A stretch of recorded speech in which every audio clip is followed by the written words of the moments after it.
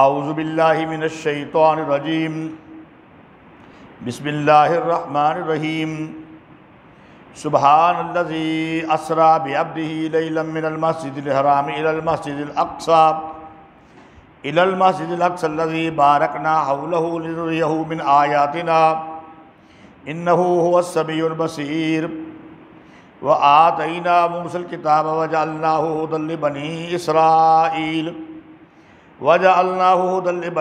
اسرائیل الا تتخذوا من دونی وکیلا سبحان ربک رب العزت عما یصفون وسلام علی المرسلین والحمد للہ رب العالمین۔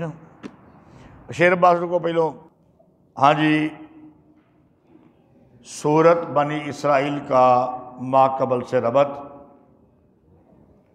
گزشتہ سورت النحل میں ایک چھوٹے عذاب کا تذکرہ تھا، قحط پڑ گیا تھا اور مکے کے اندر ان مشرکین کو مردوں کی ہڈیاں تک کھانے کی نوبت آ گئی تھی، تو قحط کے اندر بھوک میں بڑے تنگ ہوئے۔ اب کہا جاتا ہے کہ ہم ایک بڑا معجزہ دکھاتے ہیں، اگر اس کو بھی نہ مانیں گے تو ہم پھر بڑی سختی لائیں گے۔ چنانچہ پھر بدر کا معرکہ پیش آیا جس میں بہت سارے کافر 70 کافر مارے گئے، 70 کافر گرفتار ہوئے۔ یہ ہو گیا ایک ربط۔ دوسرا ربط ہے استاذ العلماء شیخ التفسیر والحدیث دارالعلوم دیوبند میں تدریس کرنے والے میرے نانا محترم حضرت مولانا قاضی شمس الدین رحمۃ اللہ علیہ، اللہ ان کی قبر پہ کروڑوں رحمتیں نازل فرمائے۔ دیکھو ان لوگوں نے کس طرح قرآن مجید کی تفسیریں کی ہیں۔ یہ جو ربط بیان ہوگا اس سے ہی آپ کو پتہ چل جائے گا کہ یہ جو پہلا ربط بیان ہوا ہے یہ سارے علماء بیان کرتے ہیں، اکابرین بھی بیان کرتے رہے۔ قاضی شمس الدین رحمۃ اللہ علیہ نے ایک اور ربط بنایا ہے، دیکھو کتنا وہ خوبصورت اور لطیف ہے۔ سورہ النحل کے اندر جو آخری آیت سے پہلی آیت ہے نا، سورہ النحل کو دیکھو نا، پیچھے ساتھ ہی سورہ النحل ہے۔ وَاصْبِرْ وَمَا صَبْرُكَ إِلَّا بِاللَّهِ وَلَا تَحْزَنْ عَلَيْهِمْ کے بعد ہے وَلَا تَكُ فِي ضَيْقٍ مِّمَّا يَمْكُرُونَ، تنگ نہ ہو تیرا سینہ اس سے جو مکر کرتے ہیں۔ تو یہ پچھلی صورت میں آیا نا کہ یہ جو فریب کرتے ہیں اس سے تیرا سینہ تنگ نہ ہو۔ یہ تنگ کرتے ہیں، آپ کو پریشان کرتے ہیں، آؤ اے میرے پیارے محبوب ہم آپ کو سیر کرواتے ہیں، آؤ اے پیارے محبوب ہم آپ کو سیر کرواتے ہیں۔ جب بندے کی طبیعت کسی وجہ سے تنگ ہو جائے نا تو بندہ باہر نکل جائے، مری، نران، کغان، گلگت، سوات، یہ ہمارے لیے ہے۔ اور اللہ کے محبوب کے لیے آ جاؤ میں جبریل کو بھیج رہا ہوں، تجھے میں ساتوں آسمانوں کی سیر کرواتا ہوں، تجھے میں سدرۃ المنتہا دکھاتا ہوں، تجھے میں جنت کے باغات دکھاتا ہوں۔ تو جب بندہ تنگ ہوتا ہے، کوئی پریشانی آتی ہے، باہر ہوا میں نکلتا ہے، فضاؤں میں نکلتا ہے تو تنگی دور ہو جاتی ہے، طبیعت خوش ہو جاتی ہے۔ یہ ربط بیان کیا قاضی شمس الدین رحمۃ اللہ علیہ نے۔ پھر اس میں دو تنبیہ ہیں، چونکہ مسئلہ توحید بنوانے کے لیے معجزہ دکھایا جاتا ہے اس لیے کچھ آیات معجزہ کے متعلق ہوں گی اور کچھ توحید کے متعلق، اور مسئلہ توحید سمجھنے کے لیے قرآن مجید کی طرف ترغیب کی آیات بھی ہوں گی۔ دوسری تنبیہ، آیات معجزہ دراصل آیات تخفیف ہیں، کیونکہ ایسا معجزہ دکھانے سے مطلوب عموماً تخفیف ہوتی ہے۔ خلاصہ، ابتدائی صورت میں اجمالاً دعویٰ توحید کا بیان، پھر آخر صورت میں اس کی تفصیل کی گئی۔ جس مسئلہ کے منوانے کے لیے معجزہ دکھایا گیا، اس صورت میں 7 آیات توحید ہیں، جن میں 3 دلائل عقلیہ برائے توحید بیان ہوئیں۔ ابتدا صورت میں 1 دلیل وحی اور 1 دلیل نقلی توراۃ سے، آخر صورت میں 1 دلیل نقلی علماء سابقہ سے۔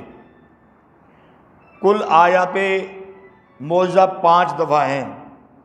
اس کے علاوہ مختلف پیاموں سے قرآن مجید کی طرف ترغیب دی گئی ہے۔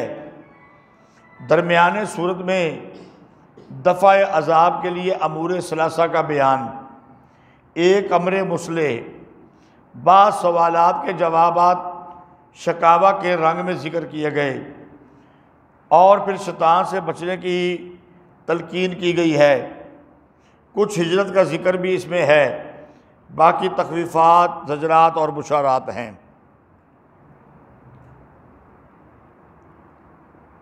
اس کو بند کر دیں۔ بسم اللہ الرحمن الرحیم۔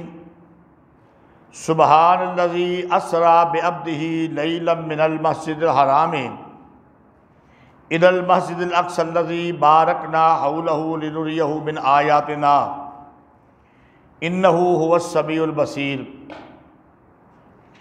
پاک ہے وہ ذات جو لے گیا اپنے بندے کو راتوں رات مسجد حرام سے مسجد اقصی تک، وہ جس میں بڑی برکت رکھی ہم نے، اس کے ارد گرد دا کے دکھائیں ہم نشانیاں، بے شک وہی ہے سننے والا دیکھنے والا۔ اس آیت کے اندر حضور اکرم صلی اللہ علیہ وآلہ وسلم کو مسجد حرام سے مسجد اقصی تک لے جانے کا تذکرہ ہے۔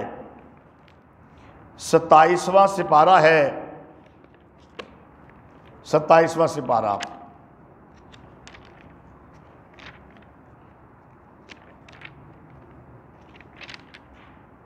سورۃ النجم، 27واں سپارہ، سورۃ النجم نکال لیا جی۔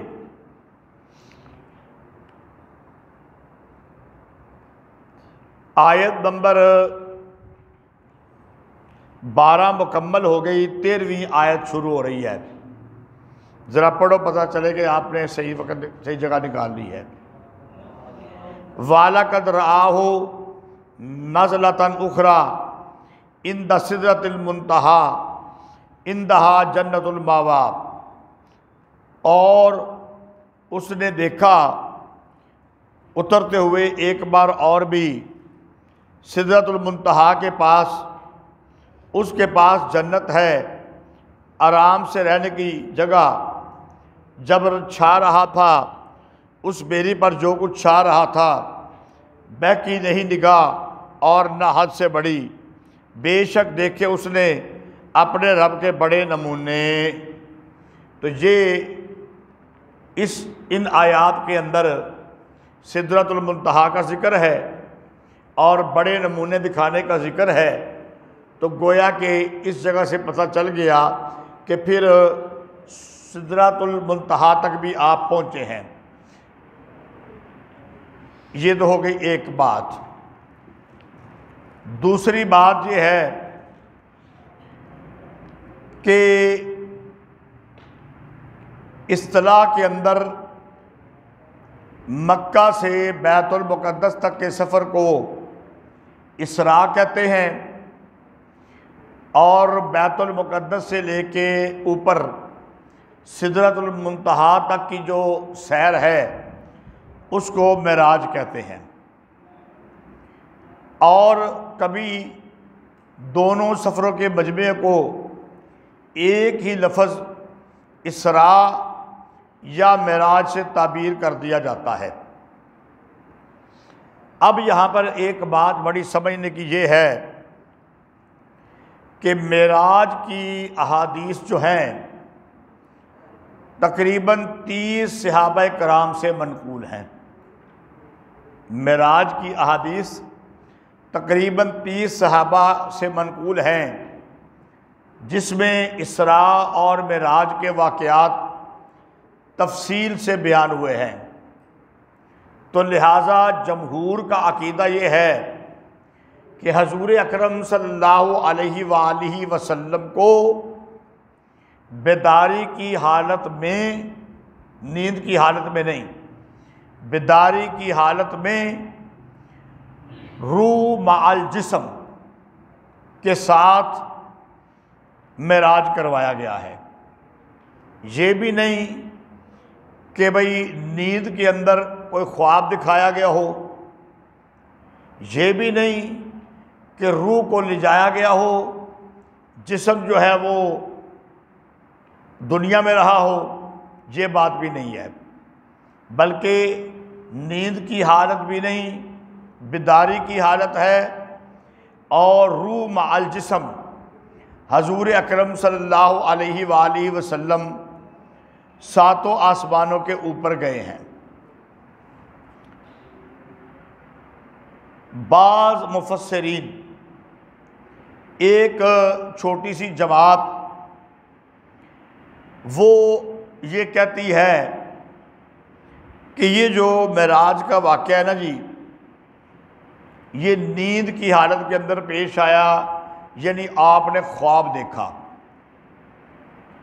آپ نے خواب دیکھا۔ اس میں پہلی بات تو یہ ہے کہ اگر عمیر خالد آ کے آپ کو یہ کہے سارے طلباء کو بٹھا کر کہ میں نے آج رات خواب کے اندر یہ دیکھا ہے کہ میں امریکہ گیا ہوں،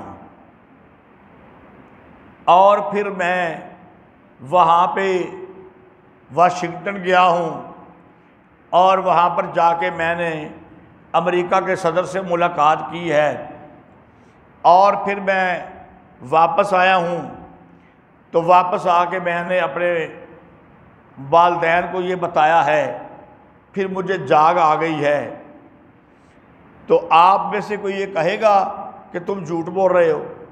بولو نہیں۔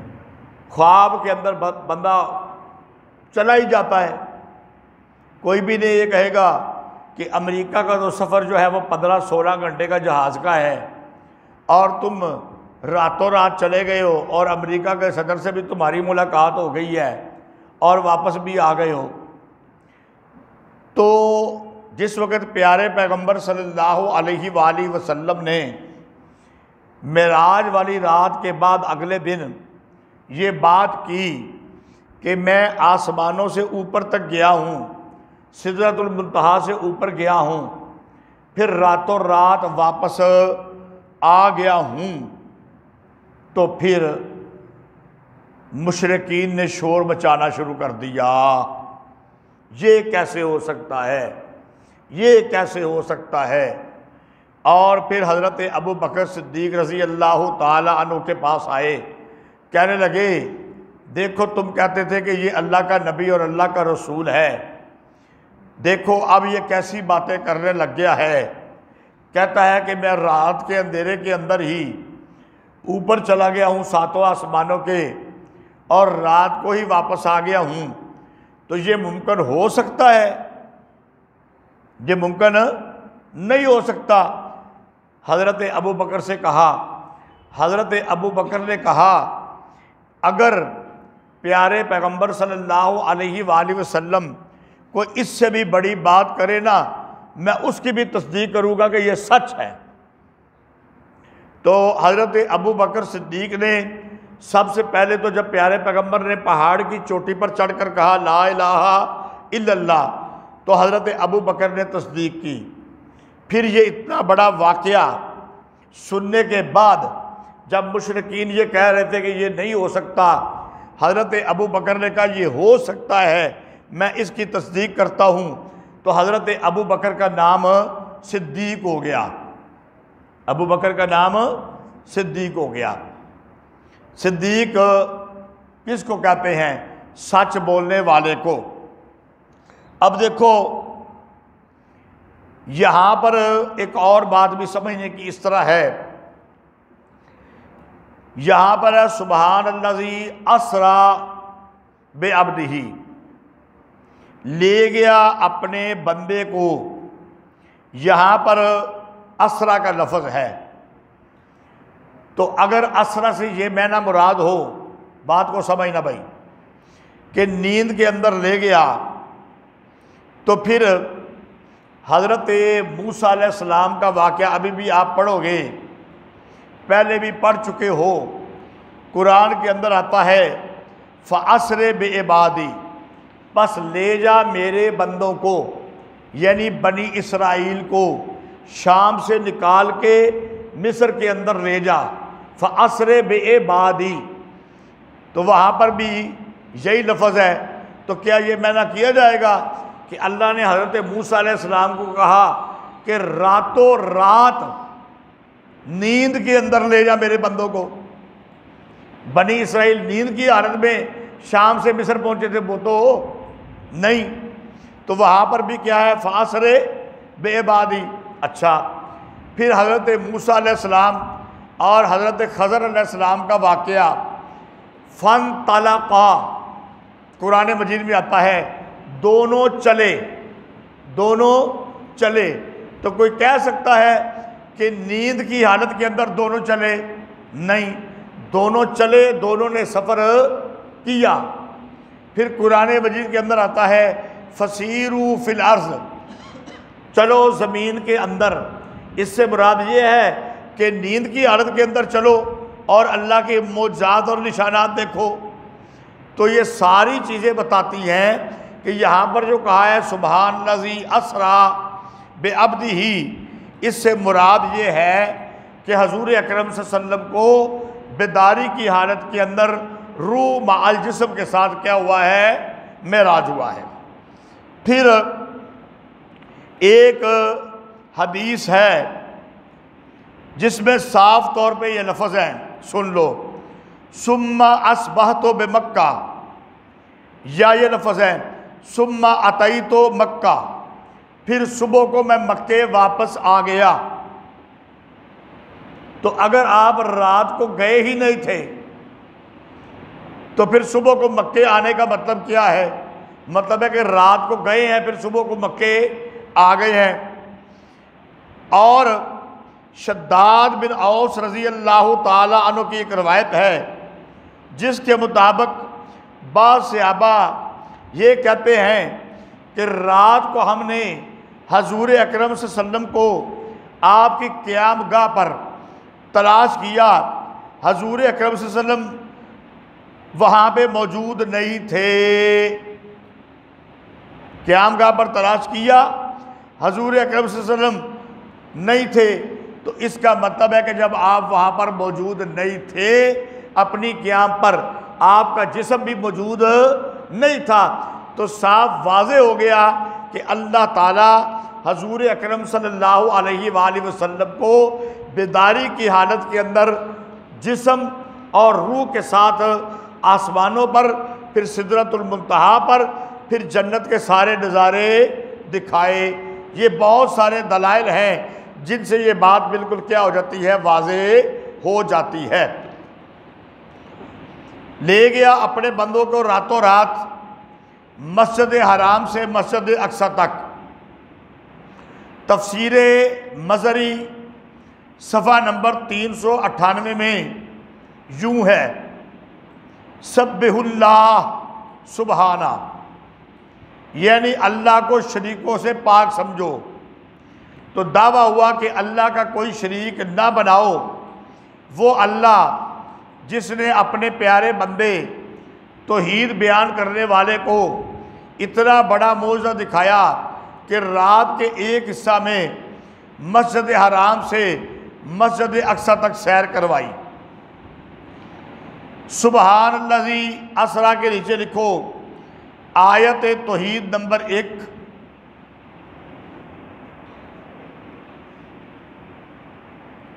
آیت توحید نمبر 1،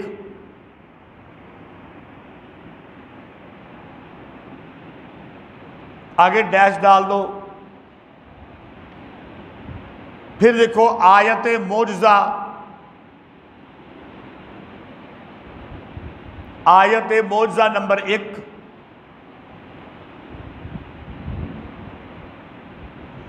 پھر آگے ڈیش ڈال دو، آگے لکھو اشارہ بسوئے دلیل وحی، اشارہ بسوئے دلیل وحی۔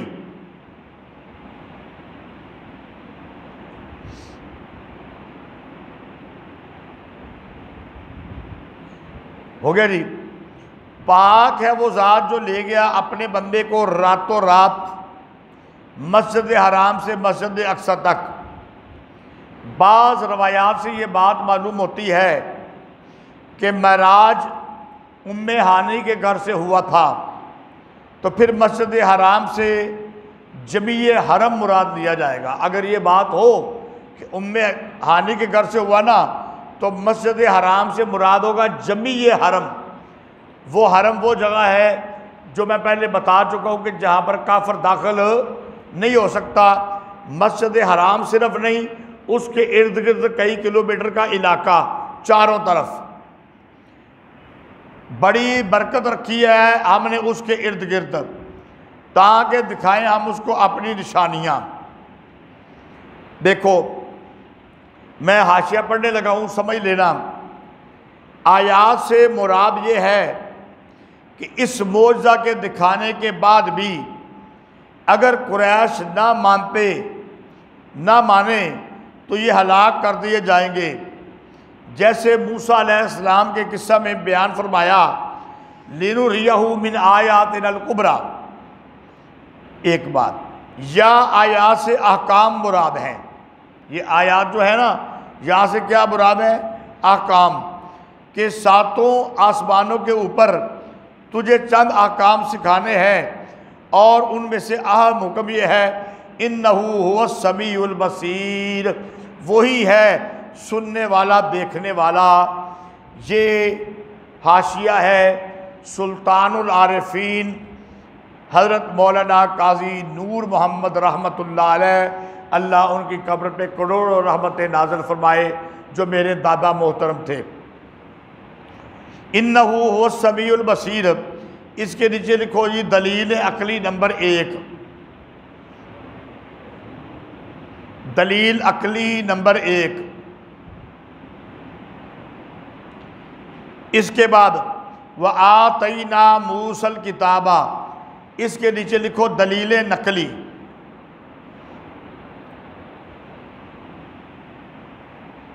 اچھا جی، معراج کے متعلق بہت زیادہ لمبی تفصیل تو نہیں، اتنا لمبا وقت بھی نہیں ہوتا تفصیل کا، لیکن اس قدرے میں نے تفصیل بیان کر دی کہ آپ یہ سمجھ جائیں تمام طلباء طالبات کہ معراج کس حالت میں ہوا ہے۔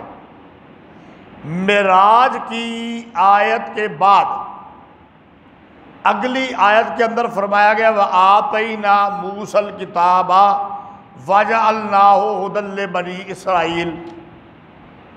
کہاں معراج کا واقعہ، کہاں حضرت موسیٰ علیہ السلام کو کتاب دینے کا واقعہ؟ تو پہلی آیت میں وہ، اگلی آیت میں وہ، ربط کیا ہے؟ پھر جوڑ کیا ہے کہ معراج کا واقعہ ہے، اگلی آیت کے اندر موسیٰ علیہ السلام کو کتاب دینے کا واقعہ۔ تو آئیے پھر ربط کو سمجھ لیجئے۔ معراج کے واقعے میں کہا گیا نا کہ اللہ اپنے بندے کو لے گیا مسجد حرام سے مسجد اقصیٰ تک. تو مسجد اقصیٰ کہاں پر واقع ہے؟ بولو. فلسطین، اور ساتھ ہی پھر شام کا ملک ہے، اور یہی وہ علاقہ ہے جہاں پر حضرت موسیٰ علیہ السلام کو مبعوث کیا گیا. تو چونکہ معراج کے واقعہ کے اندر مسجد اقصیٰ کا بیان آ گیا تھا نا، تو اس کی مناسبت سے آگے پھر حضرت موسیٰ علیہ السلام کو کتاب دینے کا واقعہ بیان ہو گیا. تو یہ کیا ہو گیا؟ آپس میں ربط ہو گیا کہ مسجد اقصیٰ کا بیان آیا، اس لحاظ سے حضرت موسیٰ علیہ السلام کو کتاب دینے کا واقعہ بیان ہو گیا. اور دی ہم نے موسیٰ کو کتاب، اور بنایا ہم نے اس کو ہدایت بنی اسرائیل کے لیے، یعنی ہدایت سمجھانے والا، کہ نہ بناؤ میرے سوا کسی کو کارساز. ذریۃ من حملنا مع نوح، تم اولاد ہو ان کی جن کو ہم نے سوار کیا تھا نوح کے ساتھ.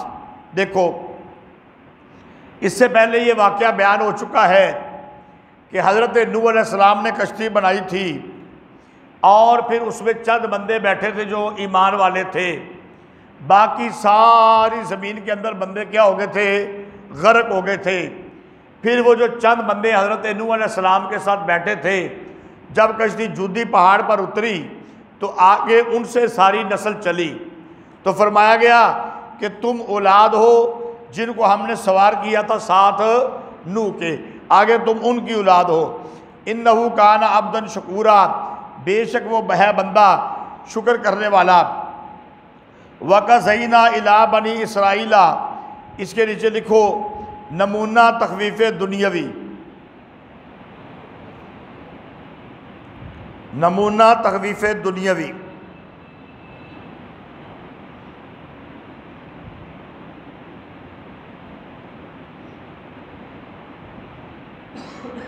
اور حکم بھیجا ہم نے بنی اسرائیل کی طرف کتاب میں. مطلب یہ ہے کہ اے مکے والو مان جاؤ، ورنہ ایک دفعہ پہلے تم کو قحط کی سزا دی گئی ہے، پھر بھی تم پر ہلاکت آئے گی اگر نہ مانو گے. جیسے بنی اسرائیل کو ہم نے کہا تھا کہ اگر تم نے فساد فی الارض کیا تو تم پر دوسری قوم مسلط کر دی جائے گی، پھر ہم تمہیں نجات دیں گے، پھر اگر تم نے خرابی کی تو پھر سزا ملے گی. یہ میں نے پہلے مطلب بیان کر دیا ہے، اب آیت کے اندر دیکھ لو. حکم بھیجا ہم نے بنی اسرائیل کی طرف کہ تم فساد کرو گے زمین میں 2 بار.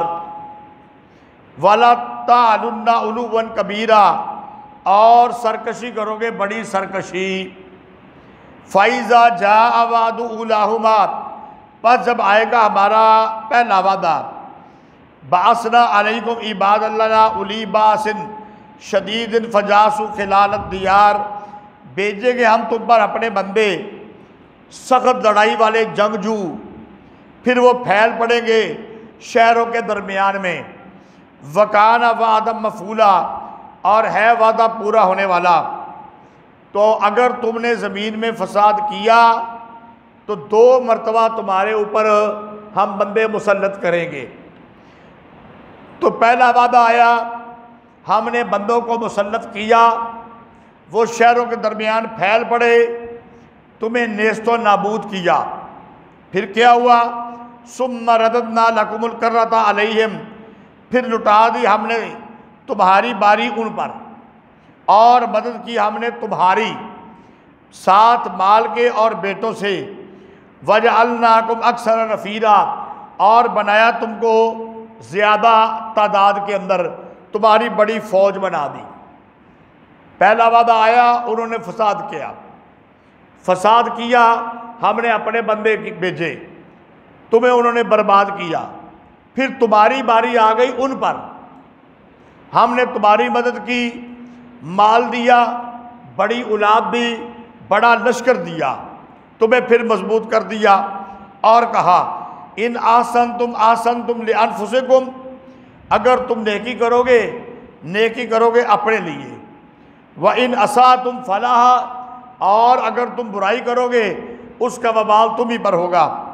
فَإِذَا جَاءَ وَعْدُ الْآخِرَةِ، پھر انہوں نے دوبارہ شرارت کی، پس آ گیا دوسرا وعدہ، لِيَسُوءُ وُجُوهَكُمْ، تاکہ ہم سیاہ کریں تمہارے چہرے، وَلِيَدْخُلُوا الْمَسْجِدَ كَمَا دَخَلُوا أَوَّلَ مَرَّةٍ، اور تاکہ داخل ہو مسجد میں جیسے داخل ہوئے پہلی بار، وَلِيُتَبِّرُوا مَا عَلَوْا تَتْبِيرًا، اور خراب کر دے جس جگہ پر بھی وہ غالب ہوں۔ اب یہ دوبارہ ہم نے بندے بھیجے جس طرح پہلے بندے بھیجے تھے، پھر ہم نے ان کو تمہارے اوپر غالب کیا۔ یہ 2 بار کا وعدہ ہے۔ حضرت شاہ عبد القادر رحمۃ اللہ علیہ وہ فرماتے ہیں کہ پہلی بار بنی اسرائیل پر جالوت غالب آیا۔ پہلی بار، یہ جو 2 وعدے ہیں نا ان کی تفصیل بیان کر رہے ہیں کہ پہلی بار جالوت غالب آیا، اس کو پھر اللہ تعالیٰ نے حضرت داؤد علیہ السلام کے ہاتھ سے ہلاک کیا۔ پھر دوسری بار فارسی لوگوں میں بخت نصر غالب ہوا۔ یہ حضرت شاہ عبد القادر رحمۃ اللہ علیہ کی تفصیل ہے کہ وہ یہ بیان کرتے ہیں دونوں وعدوں سے۔ بعض علماء پہلی بار سے بخت نصر کا حملہ، بخت نصر بادشاہ کا حملہ جو ولادت مسیح سے 587 سال پہلے، حضرت عیسیٰ علیہ السلام کے پیدا ہونے سے 587 سال پہلے، اور دوسرے وعدہ سے تیتوس رومی کا حملہ، تیتوس رومی کا حملہ جو حضرت عیسیٰ علیہ السلام کو آسمانوں پر اٹھانے کے 70 سال بعد ہوا، وہ یہ تفصیل بیان کرتے ہیں۔ عَسَىٰ رَبُّكُمْ أَن يَرْحَمَكُمْ، یہ دونوں وعدے ہو گئے، اب قریب ہے کہ تمہارا رب تمہارے اوپر رحم کرے گا۔ رحم تو کرے گا لیکن وَإِنْ عُدْتُمْ عُدْنَا، پھر اگر تم لوٹو گے ہم بھی لوٹ آئیں گے، یعنی پھر فساد کرو گے پھر تم مغلوب ہو جاؤ گے۔ وَجَعَلْنَا جَهَنَّمَ لِلْكَافِرِينَ حَصِيرًا، اور بنایا ہم نے جہنم کو کافروں کے لیے قید خانہ۔ اِنَّ هَذَا الْقُرْآنَ يَهْدِي، آیت معجزہ نمبر 2، آیت معجزہ نمبر 2 لکھو جلدی کرو۔ وَتَرْغِیب إِلَى الْقُرْآنِ،